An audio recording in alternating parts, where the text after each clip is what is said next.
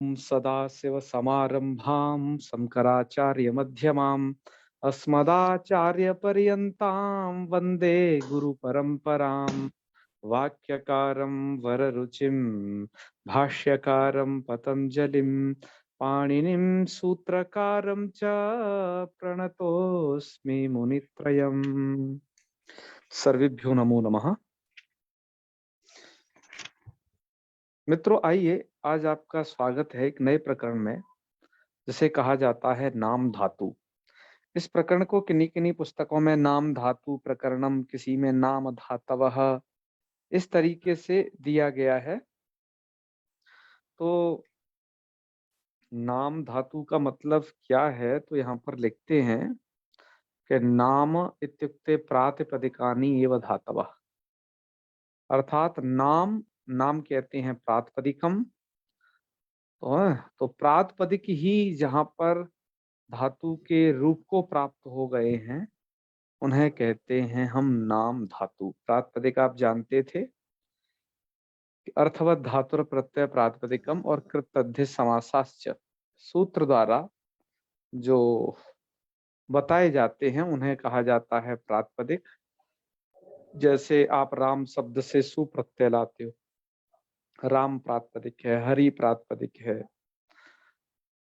इसी तरीके से ज्ञानम जलम, ये सभी प्रातिपदिक हैं। ज्ञान जल है ना ये। तो इन प्रातिपदिकों को भी विशेष कंडीशन में धातु बना लिया जाता है।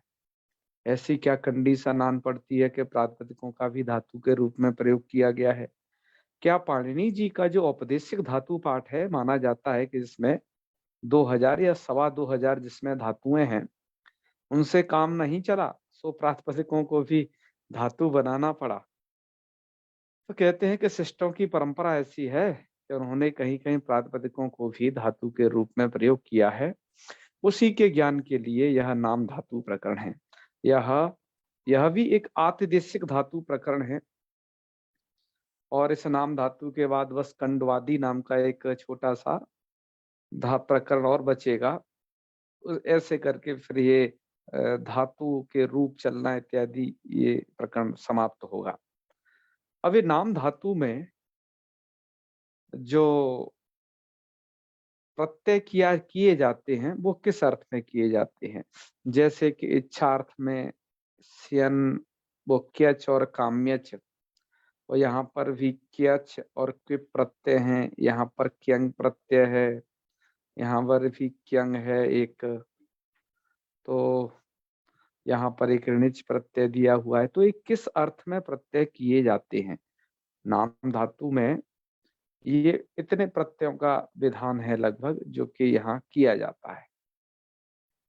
तो सबसे पहले इनका अर्थ आपको जानना बहुत महत्वपूर्ण होता है कि यह जो क्यंग और काम्यच प्रत्यय किए जाते हैं, ये इच्छा अर्थ होने पर किए जाते हैं, पहली बात। दूसरा, और क्यच, देखिए क्यच यहाँ पर इच्छार्थ में हो चुका है। यहाँ पर क्यच जो प्रत्यय है, ये आप उपमानाद आचार्य सूत्र आपके इस लघु सिद्धांत कौमुदी में दिए हुए हैं, और इसी के हिसाब से हमने इसको यहाँ पर बनाया है कि यह जो आप चार्ट, ये डायग्राम देख रहे हो, ये लघु सिद्धांत कौमुदी के हिसाब से हमने सेट किया है। यदि हम इसे सिद्धांत कौमुदी के हिसाब से बनाते तो थोड़ा एक कुछ चीज बढ़ जाती और उसमें ये एक इस तरीके का सेट होता। तो देखिए यहाँ पर भी कैच प्रत्यय है जिसका यकार बचेगा, और ये क्विप प्रत्यय है, ये आचार अर्थ में होंगे। ठीक है, हाँ। तो मतलब कैच प्रत्यय का विधान इच्छार्थ में भी है और इधर यहाँ भी है आचार अर्थ में। और क्यंग प्रत्यय जहाँ कष्टाय क्रमणे एक सूत्र द्वारा उत्साह अर्थ में ही भी विधान किया गया है, और यहाँ पर करण अर्थ में क्यंग प्रत्यय का विधान किया गया है।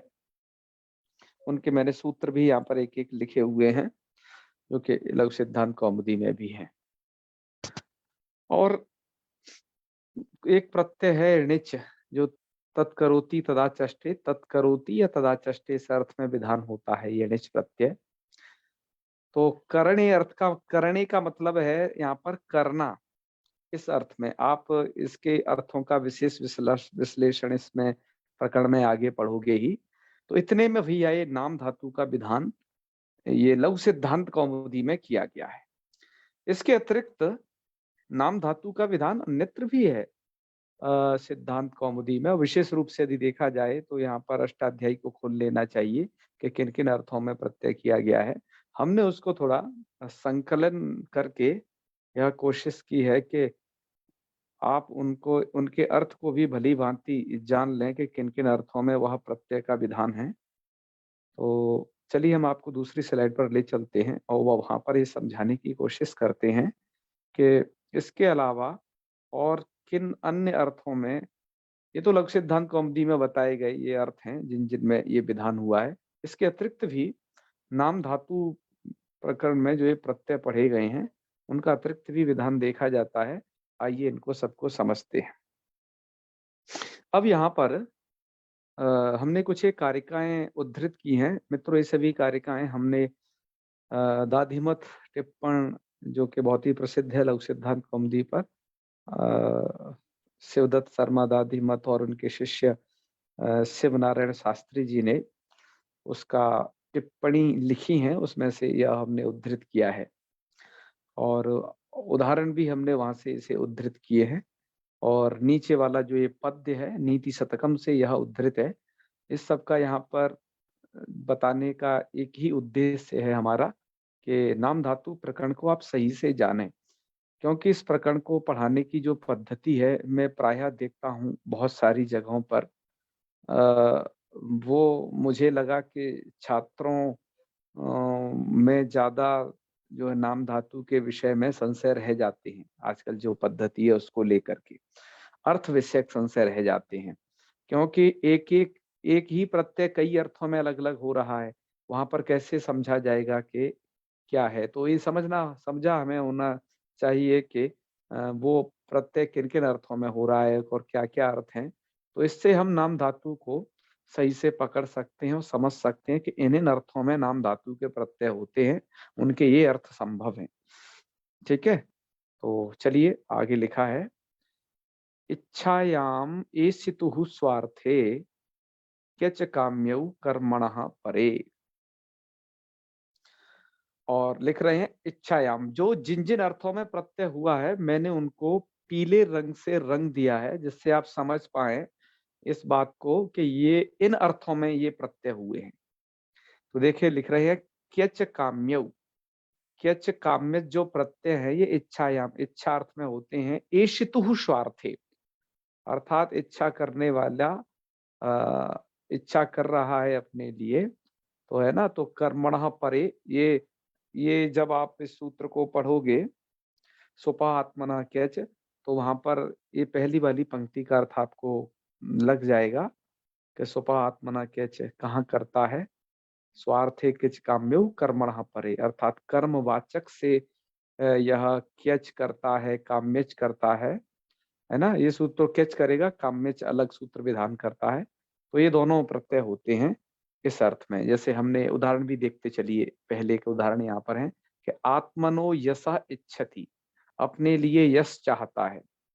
तो यशः ये यहाँ पर कर्म है, अपने लिए चाहता है, तो यशस्यति भी बनेगा, क्यच हो जाएगा तो यशस्यति, और क्यच नहीं होगा तो काम्यच प्रत्यय होगा, तब यहाँ पर यशस काम्यति बनेगा। दोनों का अर्थ एक ही होगा, आत्मनो यश इच्छति, अपने लिए यश चाहता है। तो इतना लंबा वाक्य प्रयोग न करना पड़े इसलिए यशस्यति या यशस कामयति। तो आप जानते हैं कि यशस तो प्रातिपदिक था, ये तो धातु है ही नहीं, रूप कैसे चल गया इसका, रूप सभी जगह चलेगा, तो इसलिए ऐसा होता है। तो ये आपने इच्छार्थ में देखा। फिर लिखा है आचारे चोपमानात क्यच, क्यच प्रत्यय आचार अर्थ में होता है और उपमानात आचार अर्थ में होता है तो उपमान वाचक से होता है। तथा अधिकरणादपि, और अधिकरण में भी होता है। मित्रों यहाँ पर ये हमने जो श्लोक उद्धृत किए हैं इसमें से बहुत सारे पद्यों में जो जानकारी है इस सिद्धांत कौमुदी के नाम धातु को लेकर के है, तो उसका भी आपको इससे ज्ञान आसानी से हो जाएगा। हालांकि सिद्धांत कौमुदी में थोड़ा और अधिक यह विषय है, यहाँ पर थोड़ा संक्षेप से ही वर्णन है। हमने सोचा लघु सिद्धांत कौमुदी के कुछ प्रत्यय तो यहाँ पर बता ही गए हैं, उसको भी बता दे। और जो जिन लोगों को यदि सिद्धांत कौमुदी इत्यादि के संस्कार हैं, उनको भी जानने में ये बहुत सहायक होगी ये स्लाइड, कि आराम से समझ पाएंगे। एक ही जगह संकलन कर दिया गया है पूरे के पूरे नाम धातु प्रकरण का। आचार्य चोपमानात क्यच, आचार अर्थ में भी होता है, जैसे शिष्यम पुत्र में वाचरति, तो यहाँ पर बन गया पुत्रीयति, पुत्रीयति शिष्यम। तो यहाँ पर पुत्रीयति, यहाँ पर पुत्रीयति का अर्थ क्या है कि शिष्यम पुत्र में वाचरति, के पुत्र की तरह आचरण करता है शिष्य में, तो पुत्रीयति बनेगा। और अधिकरण में भी ये होता है, प्रासादे एवाचरति अधिकरणादपि, तो आचार अर्थ में हुआ है, लेकिन यहाँ पर अधिकरणवाची से हुआ है, तो ये क्या बन जाएगा, प्रासादीयति, ऐसा रूप बन जाएगा। प्रासाद कहते हैं महल, घर बहुत बड़ा है ना, जिसे कहें आजकल बंगला।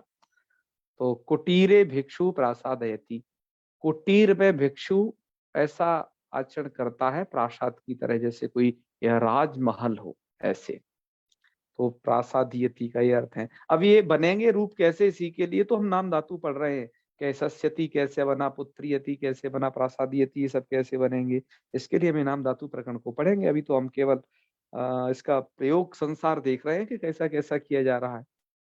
फिर आगे दूसरा पद्य है कि शब्दाधिकरणे क्यंग स्यात् सुखादिभ्यश्च वेदने, शब्दादेह अर्थात शब्दादियों से, है ना, शब्द वैर कलहाभ्र कर्ण मेघेभ्य करणे, यह सूत्र है, उसका विषय को ऐसे इस तरीके से कहा गया है कि शब्दादेह करणे क्यंग स्यात्, शब्दादियों से कर्ण में क्यंग होता है, और सुखादिभ्यश्च वेदने, सुखादियों से वेदन में अर्थ हो, वेदन में होता है। अब ये शब्दादि कौन है, सुखादि कौन है, पाणिनि के सूत्रों से ज्ञात कर लीजिए, यही नाम धातु में दिए गए हैं। ठीक है, तो ये हो जाएगा शब्दादियों से कर्ण में क्यंग है, करणे, और करणे का मतलब है यहाँ पर वो साधक तमम कर्णम नहीं, करणे का मतलब है करना, करना, करो, करोति, इस अर्थ में, करने अर्थ में ये है। तो जैसे शब्दम करोति तो बन जाएगा शब्दायते रासव, रासव शब्दम करोति तो शब्दायते रासव, ऐसा बन गया। और सुखादिभ्यश्च वेदने, वेदने अर्थात अनुभव करने अर्थ में हो जाती है, जैसे सुखम अनुभवती सुखायते, ऐसा बन जाएगा। और बाष्पादे रुद्ममने, बाष्पादियों से उद्ममन अर्थ में हो जाता है, ये कौन, क्यंग प्रत्यय। ध्यान दीजिए, पहले वाले पद्य में केवल क्यच और काम्यच की बात है, दूसरे वाले पद्य में क्यंग कहाँ होता है, ये क्यंग प्रत्यय केवल इसकी चर्चा की जा रही है।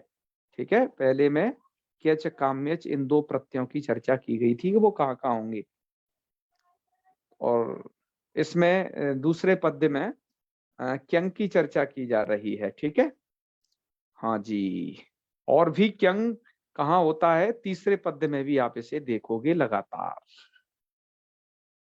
और णिच की यहाँ चर्चा नहीं की गई है, मैंने वो गण सूत्र के अनुसार, क्योंकि वो चौरादी का गण सूत्र है, तदनुसार मैंने चर्चा आपको कर दी पिछला जो भी स्लाइड दिखाए थे उसमें। तो अब ये बना आपका बाष्पादे रुद्बमने और रोमंथाद वर्तने, तथा बाष्पादियों से, बाष्पादी शब्द कौन है, कहाँ से देखोगे, कौमुदी से देखिए, वहां पर लिखे हैं सूत्र में, उनसे क्या होगा, बाष्पम उद्भमति इति बाष्पायते, बाष्प का उद्वमन करता है, उद्वमन मतलब उगलता है, बाष्प बनाता है, कौन, जल, जल से ही बाष्प बनती है ना, तो बाष्पायते जलम, ऐसा है। रोमंथम वर्तयति, देखो रोमंथात वर्तने, रोमंथ शब्द से वर्तन अर्थ में होता है ये प्रत्यय, तो रोमंथम वर्तयति थी रोमंथायते गौ। मुझे ये रोमंथ शब्द बड़ा अच्छा लगा जब मैंने कल पढ़ा कि रोमंथात वर्तने, तथा अब मन में जिज्ञासा हुई जो है हमें कि रोमंथ क्या चीज है जी, क्योंकि लिखा था रोमंथायते गौ, ऐसा प्रयोग, तो मैंने मन ही मन ऐसा समझ लिया कि गाय जो है रौंथ करती है। तो रौंथ शब्द बड़ा प्रसिद्ध है हिंदी भाषा में भी, ऐसा मैंने मन ही मन सोचा, पर मन को संतुष्टि नहीं हुई कि ऐसा क्या अर्थ, ऐसा ही है क्या। तो हमने सोचा कि चलो भैया कोशादी देख लेते हैं। तो मैंने फिर शब्द कल्पद्रुम को देखा, तो बिल्कुल यही अर्थ निकला। तो मैं इस निष्कर्ष पर पहुंचा, आज मैंने अपने छात्रों से भी चर्चा की और कहा आप भी सभी लोग सुने, क्योंकि आप भी अलग अलग विभिन्न विभिन्न प्रांतों से हैं, आप सुन रहे हैं कि संस्कृत भाषा के जो सबसे ज्यादा नजदीक भारतीय भाषा हैं वो क्षेत्रीय भाषाएं हैं। उसमें चाहे तो उत्तराखंड की गढ़वाली कुमाऊनी हो, या फिर ब्रज प्रांत की ब्रज भाषा हो, या फिर उधर की बुंदेलखंडी हो, या फिर पूर्व यूपी में चले जाइए वहां की भोजपुरी हो, या फिर अन्य प्रांतों में देख लें, संस्कृत के सबसे ज्यादा नजदीक यही भाषाएं हैं। क्योंकि हमारे ब्रज भाषा में रौंत कर रही है गाय ऐसा शब्द कहती है, तो वही रोमन था से रौंत हो गया। तो ये बिल्कुल सत्य बात है। हिंदी तो बाद में बनी है सब इनके सम्मिश्रण से, उसमें उतना वो नहीं है, क्षेत्रीय भाषाओं में है वस्तुतः संस्कृत की सही झलक। तो ऐसा भाषा विज्ञान की दृष्टि से हमें देखने पर लगा इस प्रयोग को देख करके। तो रोमंथ शब्द है, रोमंथ मतलब रौंत, तो उससे वर्तयति, रोमंतम वर्तयति, वर्तयति मतलब रौंथ करना, यहाँ पर बन जाएगा रोमंथायते है, एक ही प्रयोग, एक ही धातु बन गई। तो गौहु रोमंथायते मतलब गौ रौंथ कर रही है, ये होगा। तो ये आपके दूसरे कारक की व्याख्या होगी। तीसरे में लिखा है उपमानाच्च कर्तु क्यंग आचारार्थे प्रजायति है, उपमान वाचक से कर्तु अर्थात कर्तु क्यंग, ऐसे कर्ता से जो क्यंग है वो आचारार्थे प्रजायते, आचार अर्थ में वो क्यंग होता है। तो आचार अर्थ में करेंगे तो पंडित एव आचरति, तो क्या बनेगा पंडितायते, तो मूर्ख पंडितायते अर्थात पंडित एव आचरति। तो ऐसे भी होता है उपमानाच्च कर्तु क्यंग। अच्छा, और अंतिम वाला है भ्रसादिभ्यश्च, भ्रसादिभ्यश्च अर्थ एव यगंताद आत्मनेपदम। च्वी जिस अर्थ में होता है च्वी प्रत्यय, आप पढ़ोगे अभूत तद्भाव अर्थ में च्वी प्रत्यय का विधान है, ऐसा आप कृदंत प्रकरण में पढ़ोगे। तो क्यंग भी होता है जी उसी अर्थ में। तो जैसे उदाहरण है अभृशम भृशम भवती थी भृषायति, इतने सारे ये प्रयोग होते हैं। एक बहुत ही प्रसिद्ध पद्य है नीति शतकम का, मुझे लगा कि इस नाम धातु के प्रकरण में उसे उद्धृत न किया तो नाम धातु का प्रयोजन समझना आप लोगों को कठिन होगा। हमने सोचा इसको आपको जरूर बताएंगे कि देखिए हमारे शिष्ट लोगों ने नाम धातु का कैसा प्रयोग किया है, आप भी उस प्रयोग को समझें। अन्यथा इसको नहीं समझोगे, आप कितना भी धातु प्रकरण पढ़ लिए पीछे, आप समझ ही नहीं पाओगे कि रूप कैसे बन रहे हैं। आप कहोगे ये कौन सी धातु है, इस धातु को तो हमने कभी पढ़ा नहीं किसी भी गण में, ऐसे रूप कैसे बन गया ये मन में तमाम तरीके की जिज्ञासा रहेंगी जो इस नाम धातु प्रकरण को नहीं जानेगा। इसलिए मैंने कहा था नाम धातु प्रकरण बड़ा ही महत्वपूर्ण पार्ट है तिङंत प्रकरण का। तो आइए देखिए प्रकाश जी सुने। जी वह्निस्तस्य जलायते जलनिधि कुल्यायते तक्षणान् मेरुः स्वल्पशिलायते मृगपतिः सद्यः कुरंगायते व्यालो माल्यगुणायते विषधरः पीयूषवर्षायते यस्यांगे खिललोकवल्लभतरम् शीलम समुन्मीलति। शार्दूल विक्रीडितम में है ये नीति शतकम का 78 नंबर का यह पद्य है। तो यहाँ पर प्रकाश जी आपकी तरफ से खी खी ऐसी आवाज आ रही है, थोड़ा सा मुझे लगता है आपकी इसमें जो लीड है ना इसमें कुछ दिक्कत है, इसको एक बार चेक करिएगा फिर है, ये कहीं अर्थिंग मानती है, ऐसी आवाज आती है। तो चलिए, तो जो है शीलम समुन्मीलति, सत स्वभाव की बड़ी प्रशंसा की है कि वह्निस तस्य जलायति, कि वह्नि भी जिसका क्या है यस्यांगे खिललोक वल्लभ तमम शीलम समुन्मीलति, अर्थात जिसका शीलम इत्युक्ते जिसका सत स्वभाव है ना, तो उसमें अखिल लोक वल्लभतरम जो शील है वो तत्र समुन्मीलति, ऐसे व्यक्ति के सामने क्या है कि वह्निस्तस्य जलायते, वह्नि भी जलायते, जलायते का मतलब है यहाँ पर किस अर्थ में प्रत्यय, जैसे इव ये करिए आप उपमानाच्च कर्तु, ये वाला पंडित एवाचरति पंडितायते जैसे बनता है, तो जलम एवाचरती थी जलायती, तो देखो वह्नि भी जल की तरह आचरण करती है, ये भाव है, वह्निस्तस्य जलायते।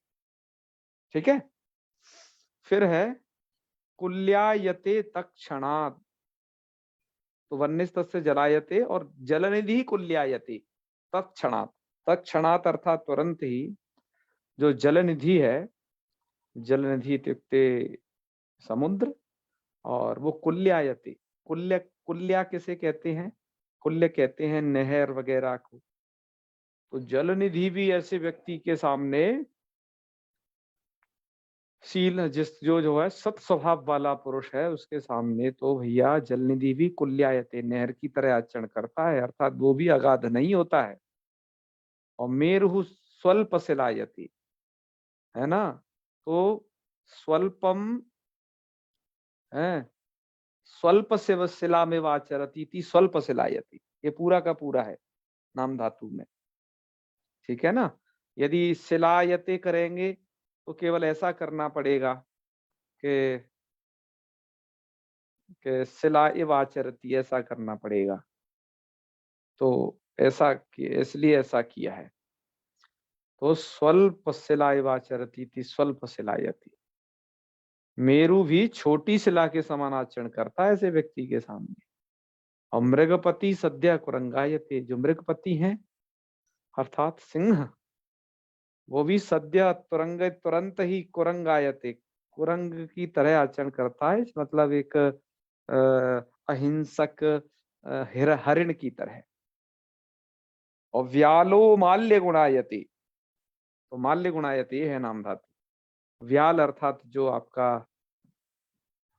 व्याल कहते हैं किसको, सर्प को, वो भी माल्य गुणायते, वो भी माला के गुण, माला की तरह गुण वाला हो जाता है। और विषधर पीयूष वर्षायते, तो जो विषधर है, और अच्छा विषरस, विष विष रस भी जो है वो पीयूष वर्षायते, वहां से भी पीयूष वर्षा होती है। यहाँ पर इतना उस सत स्वभाव का वर्णन किया गया है, तो सब जगह आप देखिएगा नीति शतकम के इस पद्य में नाम धातु है? ऐसा आपको शास्त्रों में बहुत मिलेगी। अब आपको देखिए, आपको जो सबसे ज्यादा नाम धातु का जिन अर्थों में प्रयोग होने वाला है और में तो कम होता है, एक तो ये आचार अर्थ वाला मिलेगा आपको, पंडित विचार, ये सबसे ज्यादा मिलेगा आपको। दूसरा आपको शब्दम करोति, ये करोति अर्थ वाले जो है ना, ये आपको जरूर मिलेंगे, शब्दादे करणे क्यंग, ये मिलेंगे। और इच्छति अर्थ वाले, है ना, और ये आचार अर्थ तो ऊपर भी है, तो इच्छति अर्थ आचार अर्थ आपको सबसे ज्यादा मिलते हैं इस नाम धातु में, और जो है कम मिलते हैं। ये तो स्थिति हो गई नाम धातु के अर्थ को लेकर के कि कैसे कैसे इसके वाक्य और कहाँ कैसे मिलते हैं। अब एक बात और जान लो यहाँ पर, साथ ही साथ में आप यहाँ पर दो प्रकार की चीजें देख रहे हो, एक तो प्रासादीयति यशस्यति यशस काम्यति इत्यादि देख रहे हो, यहाँ पर है ये परस्मैपद पद। इधर शब्दायते सुखायते और ये पंडितायते इत्यादि में देख रहे हो, ये है आत्मनेपद।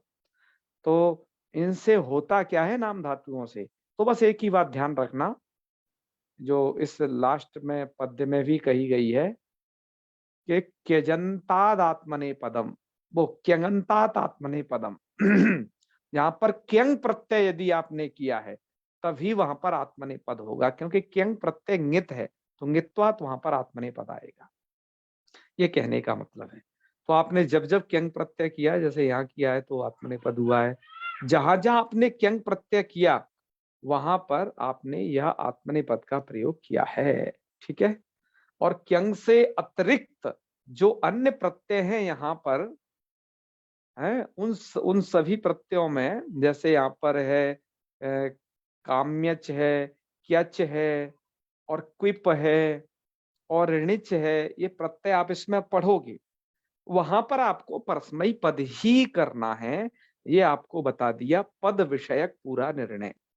ठीक है, अब आइए आगे चलते हैं। अब आगे की कहानी कहें आप लोगों से। अब आइए प्रक्रिया की तरफ, नाम धातु की तरफ बढ़ते हैं। ये तो यहाँ की जानकारी थी जो कि सार सार रूप में आपसे कह दी गई, और ये इसका सार रूप है। ठीक है, अतः आपको ये बता दी गई। अब आइए थोड़ा प्रक्रिया की तरफ बढ़ते हैं और सूत्रों को समझने की कोशिश करते हैं कि यहाँ पर क्या कहा जा रहा है। तो आइए, सबसे पहले इच्छार्थक जो कैच प्रत्यय है, हम उसी की तरफ बढ़ रहे हैं। ध्यान रखना, मैं आपको एक बात और बता दूं, हमें जो भी जिस तरीके से बढ़ना है उसकी मूल स्लाइड आप देख लीजिए। जो सबसे पहली स्लाइड दिखाई थी यही मूल है। सबसे पहले हम इच्छार्थ में कैच और काम्यच पढ़ेंगे। ठीक है, फिर आचार अर्थ वाले को कैच, आचार अर्थ में भी कैच को और क्विप को पढ़ेंगे। फिर उत्साह अर्थ वाले प्रत्यय पढ़ेंगे, करण अर्थ में कौन सा होता है और निच होने पर क्या होता है। इसी क्रम से हमें पढ़ना है। यह डायग्राम लघु सिद्धांत कौमुदी के हिसाब से बिल्कुल सटीक डायग्राम है।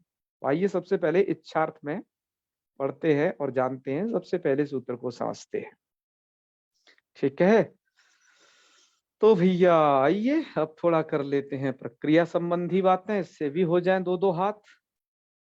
यहां पर इच्छार्थक किस प्रत्यय का वर्णन आप लोगों के सम्मुख किया जाता है, और आपको एक बात और इसके विषय में बता देना है कि यह जो नाम धातु है, ठीक है, यहाँ पर भी समास की तरह ही कुछ विग्रह होता है, समास के तरह। और क्योंकि ये जो नाम धातु है कृतधित समासैक से सनाद्यंत धातु रूपा पंचवृत्तया कहा गया है। तो सनाद्यंत धातु रूप का मतलब है कि देखो, ये इसमें जो ऐसे केच प्रत्यय आ रहा है, काम्यच आ रहा है, ये जो भी प्रत्यय आ रहे हैं ये सब सनादि प्रत्यय हैं। अर्थात एक आपने सनादि जो 12 प्रत्यय पढ़े हैं उसमें कार्य का है सन केच काम्यच क्यं क्यसो यथाचार निच यंगस तथा, ऐसे करके जो एक कारिका है इसमें 12 प्रत्यय जो बताए गए हैं, और वो नाम धातु वाले इसमें बहुत सारे प्रत्यय हैं। तो ये जो है आप, ये पंचवृत्तियों में से आती है ये। तो जिससे क्या होगा, जब वृत्ति में से है तो वृत्ति अथा पुत्री यति है, एक नाम धातु है और वृत्ति है। तो वृत्ति के अर्थ को प्रकट करने के लिए विग्रह वाक्य को भी बताया जाता है। तो आत्मनः पुत्रम इक्षति जैसे जो वाक्य हैं वो इसके विग्रह के रूप में यहाँ पर प्रयुक्त किए गए हैं। ठीक है, तो ये आपको लगातार यहाँ पर समझना है कि किस तरीके से ये बन रहा है।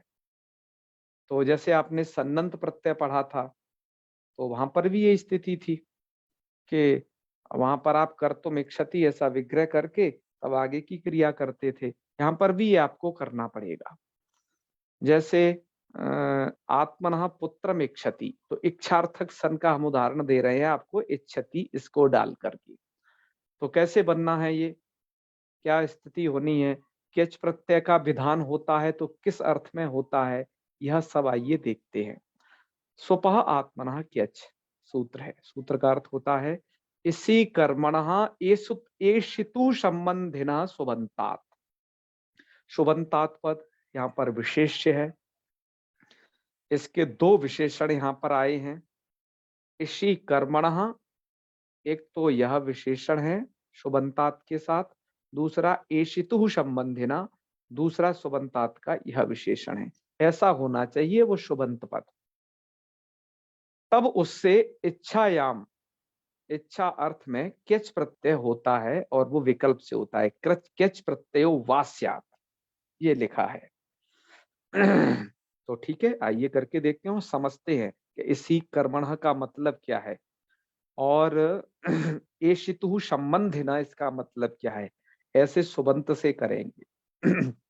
तो आइए सबसे पहले इसी कर्मण इस बात को समझते हैं। इसी कर्मण इस पद की जो व्याख्या है वो हमने यहाँ ये दी है। इसी कर्मणा का मतलब है इच्छा क्रिया कर्मी भूतात, क्योंकि सुबंत आपका दो तरीके का होना चाहिए। एक तो इसी कर्मण सुबंतात है ना, इच्छा क्रिया कर्म है, अर्थात इच्छा क्रिया का जो कर्म है ऐसा सुबंत। तो प्रकृत वाक्य में आप देखें आत्मना पुत्रम इच्छति में इच्छा क्रिया है आपकी, ये इच्छति है। इच्छति क्या है? इच्छा करना क्रिया है ये। तो इच्छा क्रिया का कर्म कौन है? पुत्रम, क्योंकि जिसके विषय में इच्छा की जा रही है वो है कर्म। वैसे तो कर्म क्या है ये कारक प्रकरण का विषय है, मैं वहां पर तो आपको विस्तार से समझाऊंगा ही, कर्म कर्ण संप्रदान आपादान सभी को। फिर भी एक साधारण रूप से बस आप समझ लीजिए कि इच्छा क्रिया का कर्म है यहाँ पर पुत्रम। पुत्रम में देख रहे हो ना द्वितीय विभक्ति, वो कर्म है इसलिए वो द्वितीय भी है वहां पर। तो इच्छा क्रिया का कर्म कौन है? पुत्रम। तो ये इसी कर्मणः उसका अर्थ हो गया। तो इच्छा क्रिया का कर्म हो वो सुबंत होना चाहिए, तो पुत्रम सुबंत भी है, क्योंकि सुबंत में ही दोनों विशेषण है ना कि सुबंत कैसा होना चाहिए। तो सुबंत है यहाँ पर पुत्रम। तो पुत्रम क्या है? इच्छा क्रिया कर्मी भूतात, इच्छा क्रिया का कर्म होना चाहिए, तो इच्छा क्रिया का कर्म है, क्योंकि पुत्र विषय की इच्छा की जा रही है, अतः पुत्र जो है कर्म हो गया इच्छा क्रिया का। और दूसरा यहां पर दिया था एशितु संबंधिना, दूसरा क्या था? और वो पुत्र कैसा होना चाहिए? एशितु संबंधिना, जो इच्छा कर रहा है कर्ता उसका भी संबंधी होना चाहिए। इसलिए यहाँ पर इसका अर्थ लिखा इच्छा क्रिया कर्तृ संबंधिना, इच्छा क्रिया का जो कर्ता उससे संबंधी होना चाहिए। तो यहाँ पर इच्छा क्रिया का जो करता है उसका संबंधी है ये पुत्र, इसलिए आत्मनः। आत्मनः का अर्थ मतलब है जो सूत्र में आत्मनः पद है उसका मतलब है स्व, है स्व, अर्थात अपने लिए पुत्र चाहता है। तो ये जो है पुत्र इच्छा क्रिया का जो करता है उसका संबंधी है। ठीक है, और मान लीजिए यहाँ पर एक कर्ता का अध्ययन कर लेते हैं कि देवदत्त आत्मनः पुत्रम इच्छति, देवदत्त आत्मनः अर्थात अपने लिए पुत्र चाहता है। तो उस इच्छा क्रिया कर्ता से संबंधित भी है वो पुत्र। तो इसलिए क्या हुआ, ऐसा सुबंत पद कौन है? पुत्रम। जो सुबंत पद दो तरीके का है, एक तो इसी कर्मणः है वो सुबंत अर्थात पुत्रम, ये है वो सुबंत पद पुत्रम। और साथ ही साथ क्या है वो? एशितुहु संबंधिनः, अर्थात इच्छा क्रिया कर्तृ संबंधी भी है पुत्र। पुत्र में दो विशेषताएं हैं, समझ गए? इसलिए क्या होगा, ऐसे सुबंतात, ऐसे सुबंत से इच्छायाम इच्छार्थे क्यच प्रत्यय वा स्यात्, क्यच प्रत्यय विकल्प से हो जाएगा। तो ठीक है, हम क्यच प्रत्यय विकल्प से कर देते हैं। आइए तो इसका भी आपको समझाने के लिए भैमी व्याख्याकार ने तो यहाँ पर परनिष्ठित और अपरनिष्ठित रूप से दे रखा था, लेकिन हमने कहा आपको लौकिक अलौकिक विग्रह के माध्यम से ही समझाते हैं जो आपको सही समझ में आएगा, एकदम समास की तरह। तो लौकिक का मतलब होता है कि लोक में जिससे अर्थ ज्ञान हो उसे तो कहते हैं लौकिक विग्रह। पुत्रमिच्छति, ऐसा कहने से आप समझ गए ना सत्यम जी? पुत्रमिच्छति मतलब पुत्र चाहता है, पुत्र की इच्छा करता है। पुत्र की इच्छा जी करता है। आत्मनः यहाँ पर इसलिए जोड़ा है कि जिससे आप ये समझ पाओ कि अपने लिए चाह रहा है पुत्र, किसी दूसरे के लिए नहीं चाह रहा है। क्योंकि एशितु संबंध ना होना चाहिए, इच्छा करने वाले का ही संबंधी होना चाहिए, तभी ये होगा। यदि दूसरे के लिए पुत्र चाहेगा तब नहीं होगा।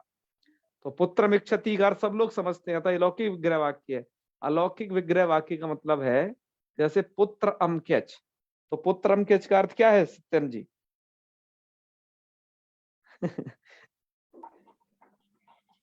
पुत्र की इच्छा करता समझ है। नहीं है? पुत्र अम क्यच, इसका क्या अर्थ अल्लाह है? हाँ, अब सत्यम जी हंस रहे हैं, है ना श्याम जी? सत्यम जी हंस रहे हैं, क्यों? क्योंकि लोक में इससे अर्थबोध होता ही नहीं है। वो क्या करें, उनकी गलती थोड़ी ना है कोई। लोक में इससे अर्थबोध नहीं होता है, अतः इसे कहते हैं अलौकिक विग्रह। और अलौकिक विग्रह कोई दूसरे शब्दों में हम कह सकते हैं कि ये से कहते हैं शास्त्रीय विग्रह। शास्त्रीय अर्थात पाणिनि जी के जो सूत्र हैं, जो शास्त्र है, वो यहीं प्रवृत्त होने हैं सबके सब। मैं इन विग्रह के बारे में समास में भी बताऊंगा, लेकिन यहाँ पर भी ऐसे करके समझाने से आपको ये विषय ज्यादा समझ में आएगा, तो हमने ऐसा आश्रय किया है। मुझे अन्यत्र कहीं ऐसा लिखा तो नहीं दिखा किसी पुस्तक में, लेकिन समझाने की दृष्टि से लेकर के मैंने इसको ऐसे बताया है, बनाया है। तो आइए, तो हमने क्या कर लिया, अब अलौकिक विग्रह का ये मतलब होता है कि जैसे पुत्रम इक्षति, यहाँ पर दो चीजें, एक तो पुत्रम और इक्षति, आप दो चीज समझते हो ना। लेकिन पुत्र में भी दो चीज है, पुत्र है और अम है, क्योंकि द्वितीय व्यक्ति में क्या आता है, अम, क्योंकि पुत्र कर्म है। तो यहाँ पर पुत्र है और अम है। और इच्छति अर्थ में क्या किया, सुपह आत्मनः क्यच, इच्छायाम अर्थे क्यच प्रत्ययो वास्यात्, इच्छा अर्थ में क्यच प्रत्यय आ जाएगा। ध्यान रखना, ये पुत्रम इक्षति हमने इसलिए लिखा है, वस्तुतः है ये आत्मना पुत्रम इक्षति, जो कि यहाँ पर ये बना हुआ आत्मना पुत्रम इक्षति। आपको इसे समझाने के लिए बस उतना सा उसमें तोड़ के लिख लिया है, ठीक है। बाकी आपको समझना वो पूरा है, क्यों? क्योंकि इच्छा क्रिया का कर्म होना चाहिए वो है, तो पुत्र है इच्छा क्रिया का कर्म, और इच्छा क्रिया कर्तृ संबंधी भी है वो पुत्र। अतः ऐसे पुत्र से है हमने क्या करना है, इच्छायाम, इच्छा अर्थ में क्यच प्रत्यय करना है। तो ठीक है, हमने स्थिति कर ली, पुत्र अम क्यच, ये स्थिति हो गई। पुत्र और क्यच पर क्यच किस अर्थ में आया है, ध्यान रखना, ये इच्छति के अर्थ में आया है। जो इच्छति का अर्थ है वही क्यच का अर्थ है। अतः श्याम सुंदर जी ने कहा था वही बात, कि पुत्र, इसका भी पुत्र की इच्छा करना ऐसा अर्थ है, ठीक है। हाँ, क्योंकि विद्वान आदमी है, वो सब समझते हैं कि कैसे क्या है, समास इत्यादि में भी यही होता है। तो चलिए ठीक है, अब स्थिति है हमारे आगे पुत्र अम क्यच। अब ऐसी स्थिति में अब सनाद्यंता धातवा सूत्र से हमें धातु संज्ञा करनी है। तो धातु संज्ञा ये क्यच है, तो सन क्यच काम्यच, ये तो सनाधि में पढ़ा ही गया है। तो क्यजंत होने से धातु संज्ञा हो जाएगी। अब धातु संज्ञा कितने की होगी, अतः उनसे हमने चौकोर घेरे में रख दिया है कि पुत्र अम क्यच कितना धातु संज्ञक है।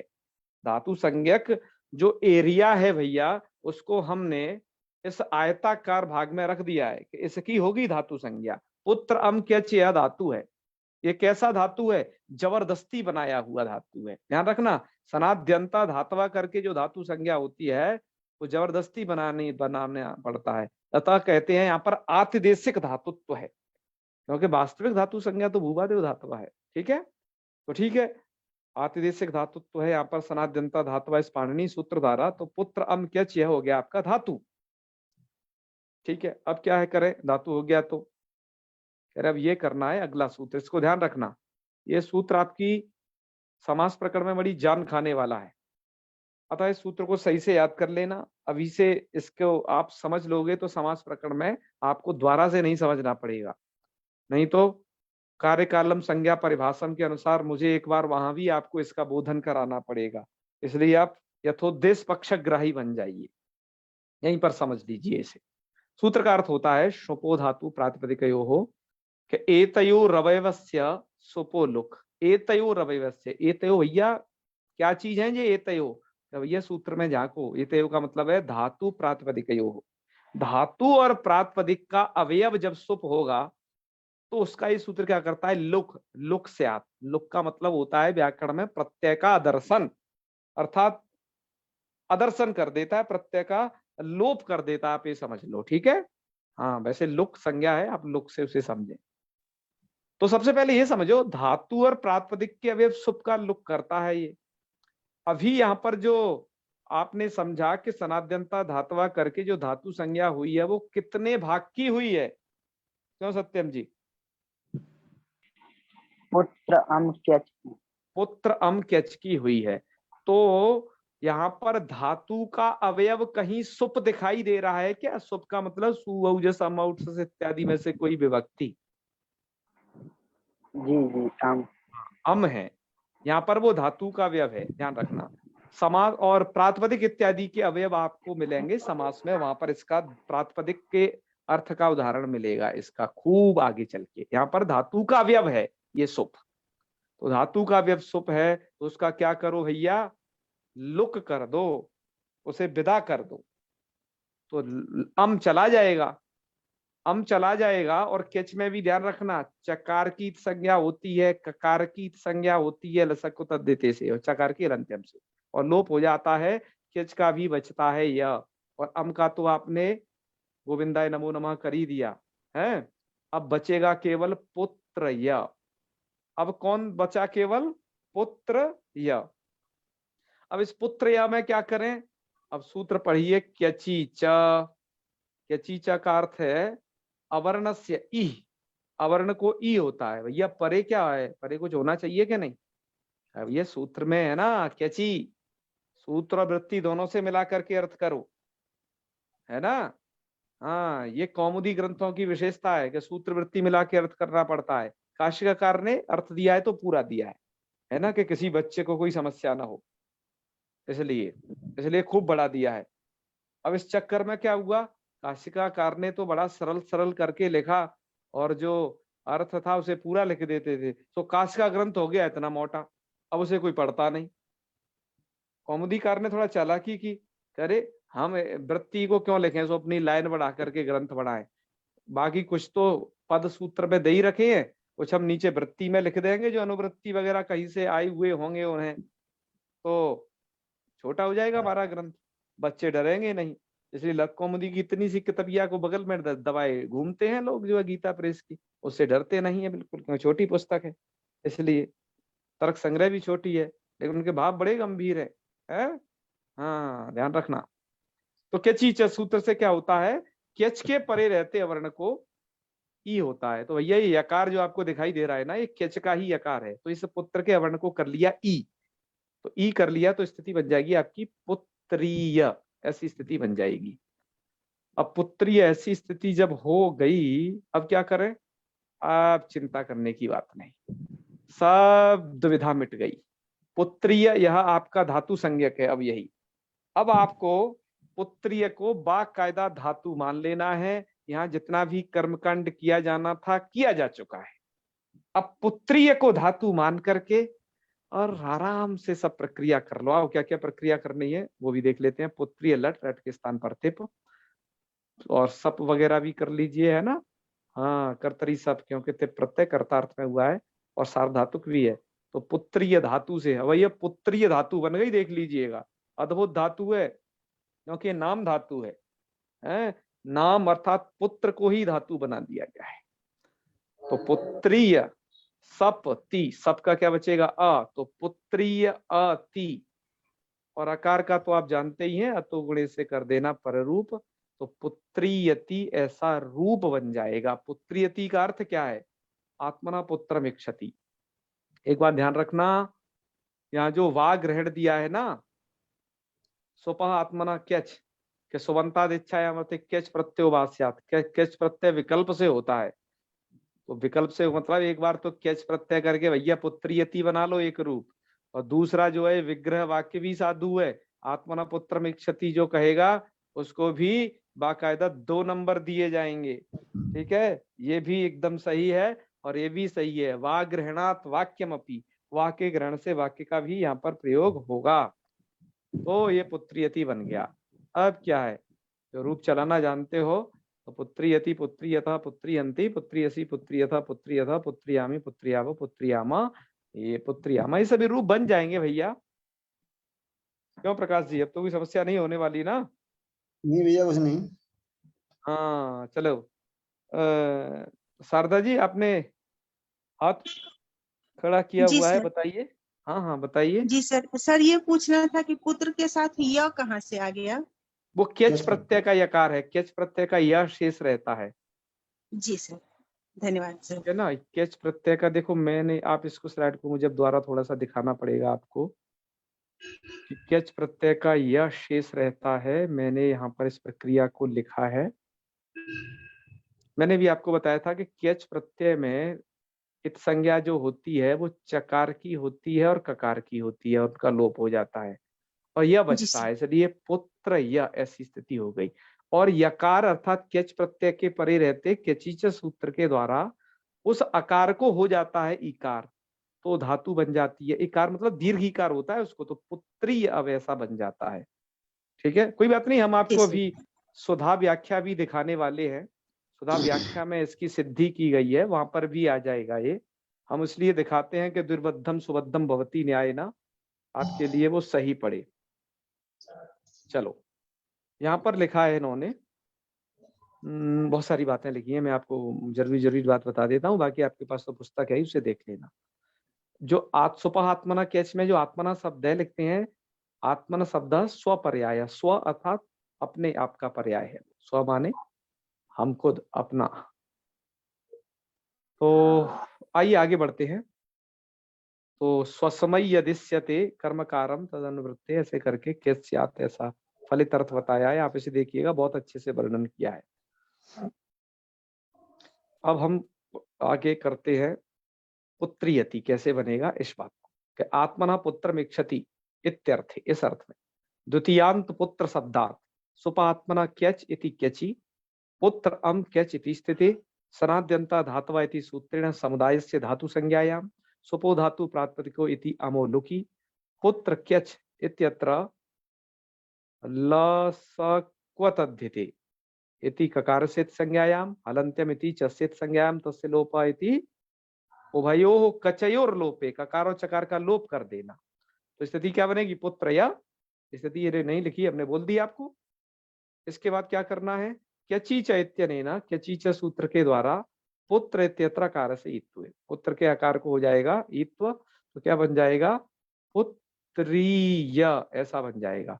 इति जाते और तस्मात, अब पुत्रीय से क्या करिए, वर्तमाने रटति लटी और लटस्ते सपी, पुरानी वाली सब कहानी, अनुबंध लोपे अतो गुणे इति पररूपे और पुत्रीयति सिद्धम एवं सर्वत्र बना लेना। बस एक बात ध्यान रखना, आप लिट लकार इत्यादि में कहीं आगे जाओ तो अतो लोपा से पुत्रीय में जो यक पुत्रीय धातु बन गई ना, अब तो पुत्रीय मान के रूप चलाने हैं।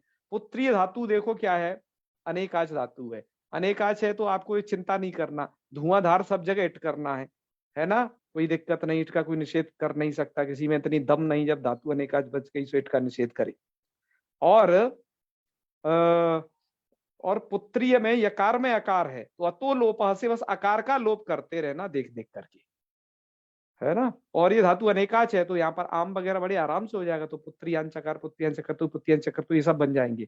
और पुत्रियाम बबू, पुत्रिया मास, वो भी बनेंगे। ठीक है, इन्होंने नहीं लिखे, हम बता देते हैं, लिखते लिखते परेशान हो गए ये सब। और हम भी इतने रूपों को ज्यादा को नहीं बोलेंगे क्योंकि पिछले की तरह सरल है, आप उन्हें समझ लेना बस।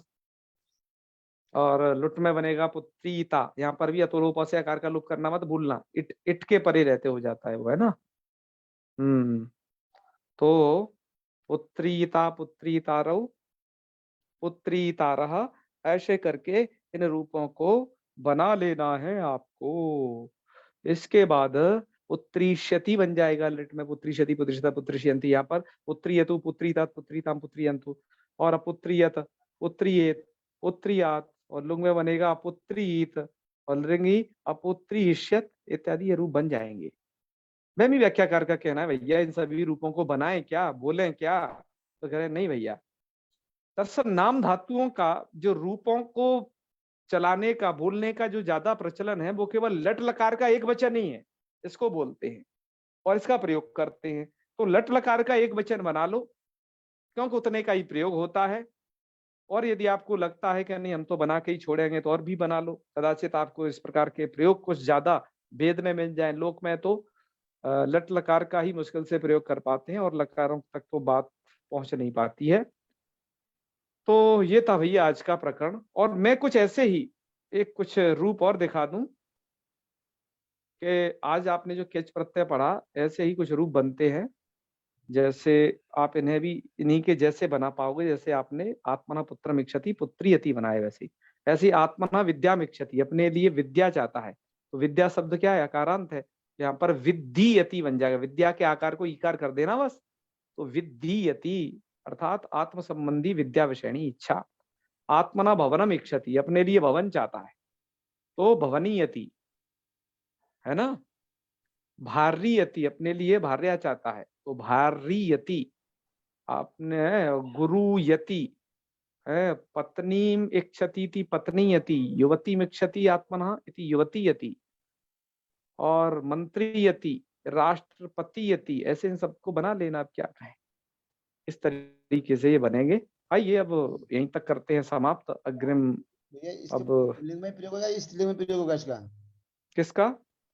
जैसे हमने आत्मा पुत्रम इच्छति, पुत्रीयति का, ये मतलब पुल्लिंग हुआ स्त्रीलिंग हुआ? ये दोनों में हो जाएगा, लिंग का यहाँ पर वो नहीं है। अपने लिए कर्ता चाहे स्त्रीलिंग हो या पुल्लिंग हो, अपने लिए वो जो कुछ चाह रहा है अब